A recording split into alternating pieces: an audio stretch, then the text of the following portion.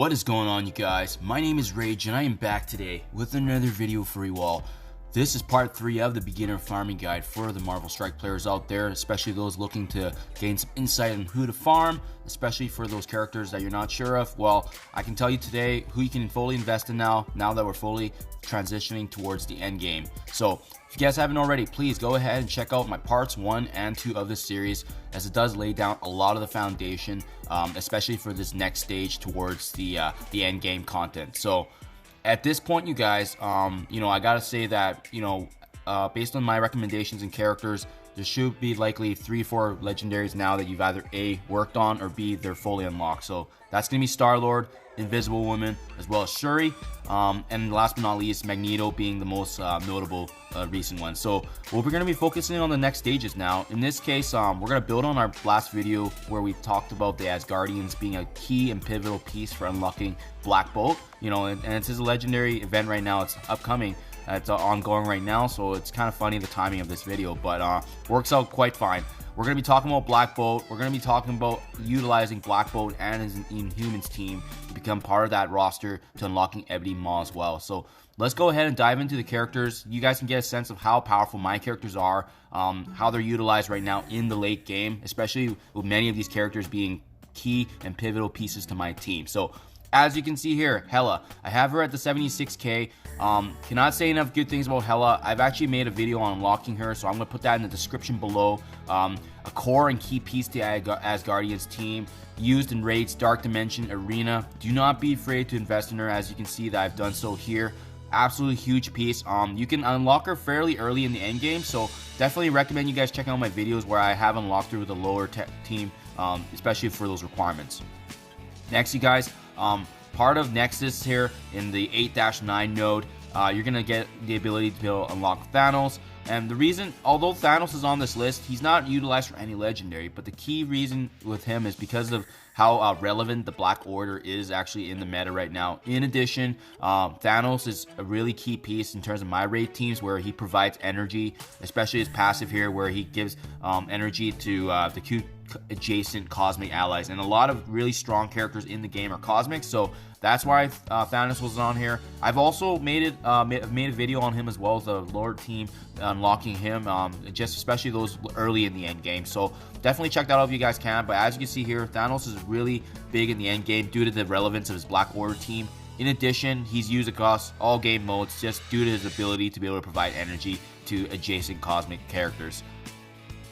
Next, you guys, formulating a key piece of the Asgardians again, as well as the Avengers 1 rework. I've talked about Thor in both my part 1 and part 2 video, but, we're bringing him back again because, he's actually going to be farmable here. I'm not going to bring up the fact that he's actually in the Doom here, because most people transitioning towards the end game won't actually be farming the Doom chapters. The Doom chapters are more so unlocking characters to assist you in terms of the overall progression and just unlocking them for the end game legendaries like Doc Ock, who's recently new to the game. So I'm bringing up Thor because his node here, Doom 16, he's actually going to move to the Hero 7-3, which is right now currently the Black Widow node. So I've also made a video on that as well, so if you guys would like, I'm going to put that in the description below for reference. But bring up Thor because, he's part of that Asgardian roster. At this point, you can also access him through the raid store, so he's going to have lots of options, especially for those newer players. But it's just nice that he's going to be farmable at a lower difficulty for a lot of people. So definitely going to make it streamlined and more easier to access, especially getting that formidable Asgardians team. Loki, cannot say enough good things about Loki here, just blending in really well with that Asgardian roster we've already talked about, and formulating that roster to unlocking Black Bolt. Loki brings a lot of dynamics to the team. He's going to be pivotal for being able to assist in locking those Mystic and Cosmic nodes. And you can find Loki in the Mystic Forces Rising 3-6. So he's actually still pretty early in the end game as well, so he should be accessible before Hela. You guys should have no problems reaching him, but he's gonna add a lot of value because he can create clones, he has a defense down, and he can mind control. So really great for any kind of team that can slot in. He can really help any team in all game modes.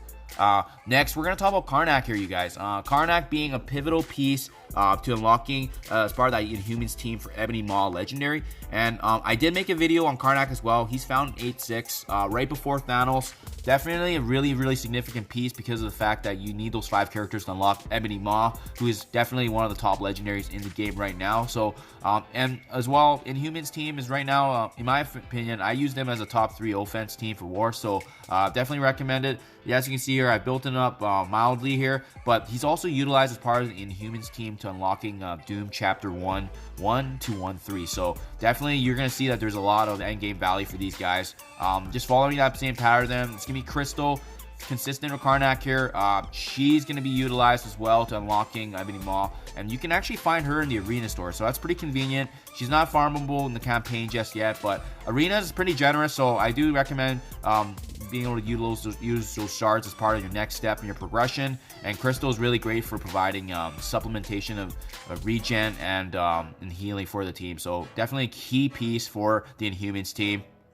Quake, you guys, similar to her ally here, Crystal, who can be found in the arena store. She can also be found as well, but because of the Doom rework and changes right now, Quake can also actually be farmed right now in 6-6, and as you can see here, I am farming her right now in preparation to unlocking a 6 yellow star Ebony Maw. So take advantage, you guys. You know, she's found earlier right now in the hero 6-6, so definitely take advantage of Quake if you can. But again, pivotal piece to the Inhumans team. In addition, gonna formulate that roster requirement to unlocking Ebony Maw.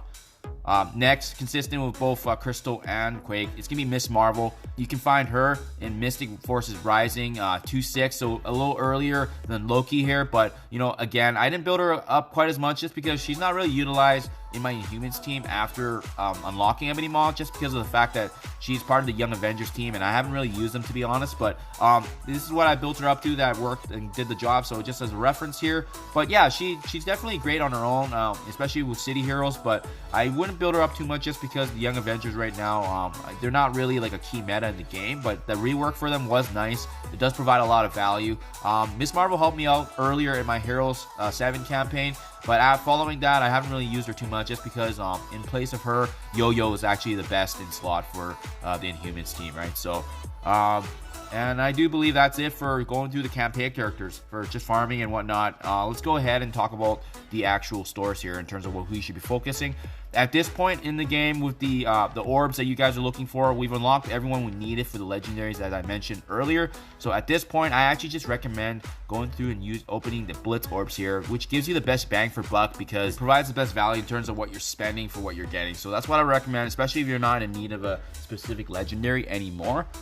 Moving on to the raid store, it's going to be similar to our Blitz discussion too. I would just recommend at this point, you're probably better off just opening the raid orbs for value. Not really specifically anyone we need to target now that we got the 4 legendaries as I mentioned earlier in the bag.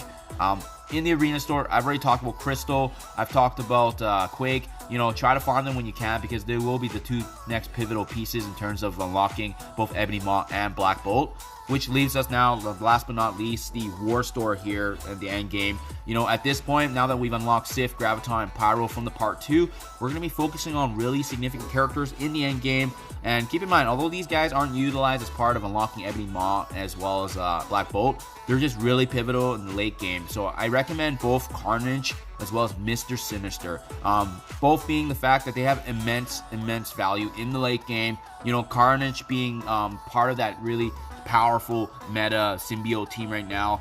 Mr. Sinister being future-proof, being part of the Marauders, and a defiant force in war. You know, those are the 2 I recommend right now from the War Store in terms of your progression towards the end game. So there you guys have it. This is part 3 of my video for the end game here. Hope this provides insight, you guys. My part 1 was able to give you guys insight in terms of overall who to start farming. Part 2 really kind of streamlines who you should be kind of focusing on towards unlocking as many legendaries as you can. And this one ties it all together in terms of the end game, bringing it all together of the characters that do matter and that are relevant. And then last but not least, at that point afterwards, it's gonna be the end game legendaries such as Phoenix. So there you guys have it. Hope you guys enjoyed this video, and I hope to provide insight for you guys, especially those beginning in the game, to at least put this on your radar for characters to keep an eye on. So thank you as always, and I'll see you in the next one.